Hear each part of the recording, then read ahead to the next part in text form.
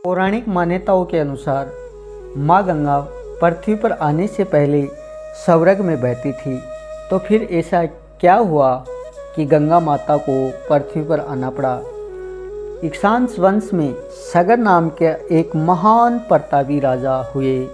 सगर की दो स्त्रियां थीं, एक का नाम केशिनी और दूसरी का नाम सुमति था। ये दोनों विदर्भराज कश्यप की पुत्रियां थीं।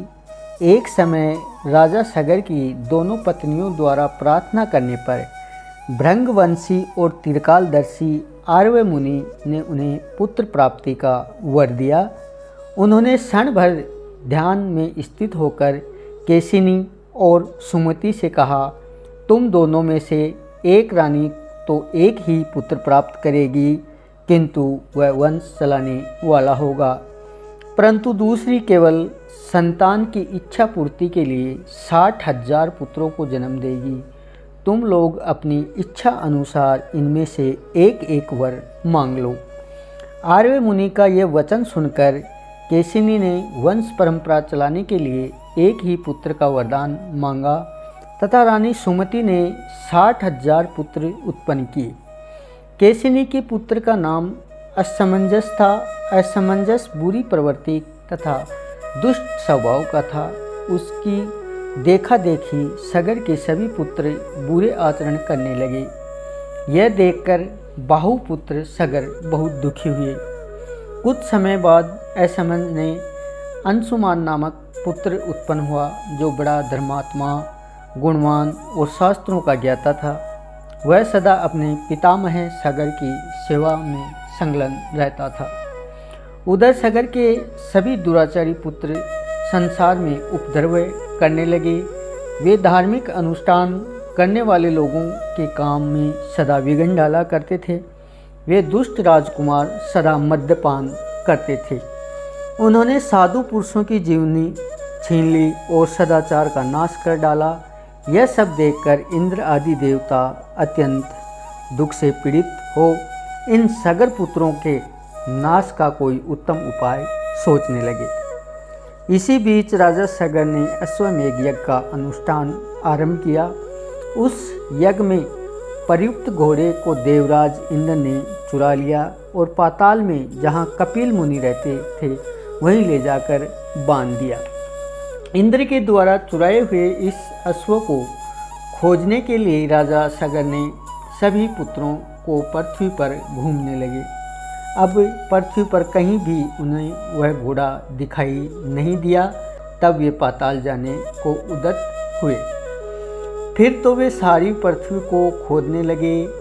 एक एक ने एक एक योजन भूमि खोद डाली और खोदी हुई मिट्टी को समुद्र के तट पर बिखेर दिया और उसी द्वार से वे सभी सगर पुत्र पाताल लोक में जा पहुँचे।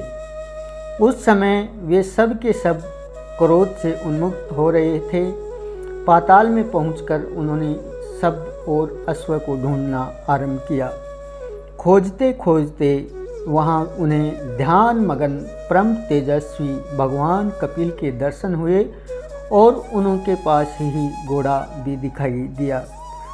फिर तो वे अत्यंत क्रोध से भर गए और बिना विचारे ही कपिल मुनि को मार डालने के उद्देश्य से दौड़े। उस समय आपस में एक दूसरे से वे इस प्रकार कह रहे थे, इसे मार डालो, बांध लो, पकड़ो। देखो, घोड़ा चुराकर यह साधु रूप में बगुले की तरह ध्यान लगाकर बैठा है। इस तरह की बातें करते हुए वे अनेक प्रकार से कपिल मुनि का अपमान करने लगे। उस समय भगवान कपिल अपनी इंद्रियों और बुद्धि को आत्मा में स्थित करके ध्यान में तत्पर थे। इसीलिए उन्होंने सगर के पुत्रों की करतूत का कुछ भी पता नहीं चला। सगर पुत्रों की मृत्यु निकट थी, इसलिए उन लोगों की बुद्धि मारी गई थी।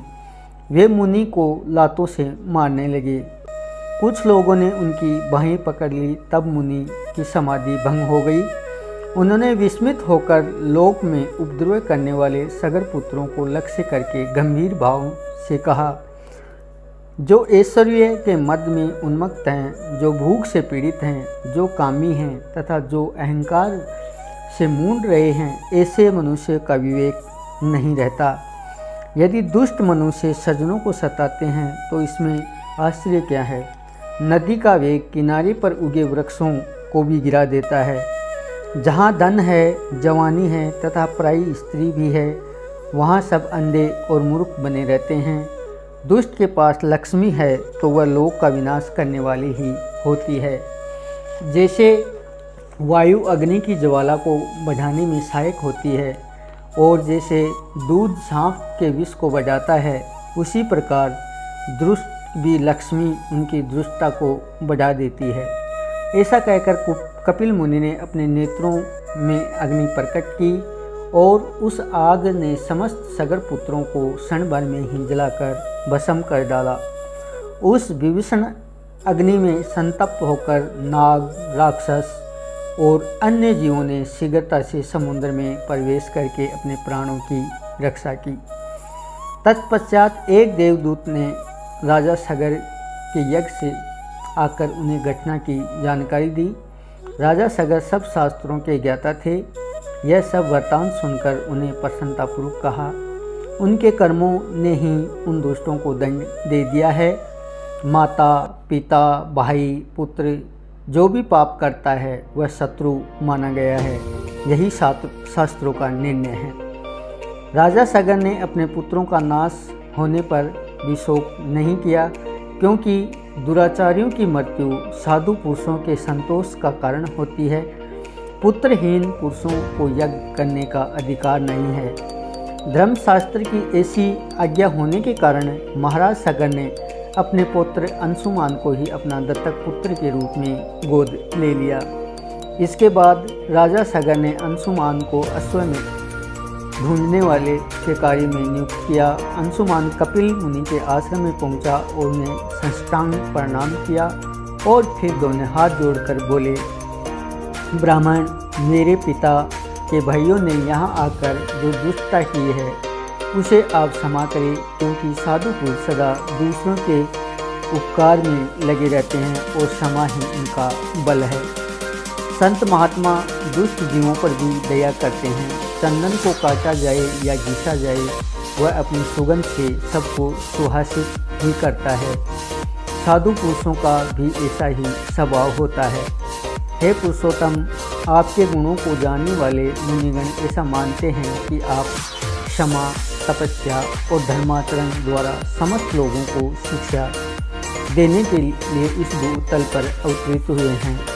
अंशुमान के इस प्रकार स्तुति करने पर कपिल मुनि का मुख प्रसन्नता से खिल उठा और वे बोले, हे निष्पाप राजकुमार, मैं तुम पर प्रसन्न हूँ, वर मांगो। मुनि के ऐसे कहने पर अंशुमान ने उनको प्रणाम करके कहा, भगवान, हमारे इन पितरों को ब्रह्मलोक में पहुंचा दो। तब कपिल मुनि अंशुमान पर प्रसन्न होकर आदरपूर्वक बोले, राजकुमार, तुम्हारा पुत्र यहाँ गंगा जी को लाकर अपने पितरों को स्वर्ग लोक पहुँचाएगा। वत्स, तुम्हारे पुत्र भागीरथ द्वारा लाई हुई पुण्यशिला गंगा नदी इन सगर पुत्रों का पाप धोकर उन्हें परम पद की प्राप्ति करा देगी। बेटा, इस घोड़े को ले जाओ, जिससे तुम्हारे पितामह ने यज्ञ पूर्ण करने हो सके। तब अंशुमान अश्वमेध सहित अपने पितामह के पास लौट आया और उन्हें सब समाचार सुनाया। महाराज सगर के बाद अंशुमान राजा बने, परंतु उन्होंने अपने चाचाओं की मुक्ति की चिंता बनी रही। कुछ समय बाद अपने पुत्र दलीप को राज्य का कार्यभार सौंपकर वे वन में चले गए तथा गंगा जी स्वर्ग से पृथ्वी पर लाने के लिए तपस्या करने लगे और तपस्या में ही उनका शरीरांत भी हो गया। महाराज दलीप ने भी अपने पुत्र भागीरथ को राज्यभार देकर स्वयं पिता के मार्ग का अनुसरण किया और उनका भी तपस्या में ही शरीरांत हुआ, परंतु वे भी गंगा जी को पृथ्वी पर न ला सके। महाराज दलीप के बाद भागीरथ ने ब्रह्मा जी की घोर तपस्या की। अंत में 3 पीढ़ियों की इस तपस्या से प्रसन्न हो पितामह ब्रह्मा ने भागीरथ को दर्शन देकर वर मांगने को कहा। भागीरथ ने कहा, हे पितामह, मेरे 60,000 पूर्वज कपिल मुनि के शाप से भस्म हो गए हैं। उनकी मुक्ति के लिए आप गंगा जी को पृथ्वी पर भेजने की कृपा करें। ब्रह्मा जी ने कहा, मैं गंगा को पृथ्वी लोक पर भेज तो अवश्य दूंगा, पर उनके वेग को कौन रोकेगा। इसके लिए तुम्हें देवादिदेव भगवान शंकर की आराधना करनी चाहिए। भागीरथ ने एक पैर पर खड़े होकर भगवान शंकर की आराधना शुरू कर दी। उनकी तपस्या से प्रसन्न होकर भगवान शिव ने गंगा जी को अपनी जटाओं में रोक लिया और एक छोटी सी धारा को पृथ्वी की ओर छोड़ दिया। इस प्रकार गंगा जी पृथ्वी की ओर चली। सब आगे आगे राजा भागीरथ और पीछे पीछे गंगा जी थी। मार्ग में जहान ऋषि का आश्रम पड़ा। गंगा जी उसके कमंडल दंड सहित बहाते हुए ले जाने लगी। यह देखकर जहानु ऋषि ने उन्हें पी लिया। कुछ दूर जाने पर भागीरथ ने पीछे मुड़कर देखा तो गंगा जी को न देख वे ऋषि के आश्रम पर आकर उनकी वंदना करने लगे। प्रसन्न हो ऋषि ने अपनी पुत्री बनाकर गंगा जी को दाहिने कान से निकाल दिया। इसलिए देवी गंगा जाह्नवी के नाम से भी जानी जाती है। भागीरथ की तपस्या से अवतरित होने के कारण उन्हें भागीरथी भी कहा जाता है।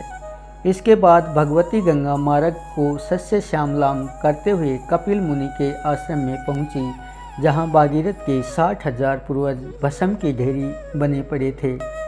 भागीरथ ने पवित्र गंगा जल से अपने पूर्वजों का उद्धार किया और वे सभी गंगा जल के स्पर्श मात्र से ही दिव्य लोक में चले गए। जिस दिन गंगा पृथ्वी पर अवतरण हुआ उस दिन ज्येष्ठ महीने की शुक्ल पक्ष की 10वीं तिथि थी, जिसे आज भी प्रत्येक वर्ष गंगा दशहरे के नाम से मनाया जाता है।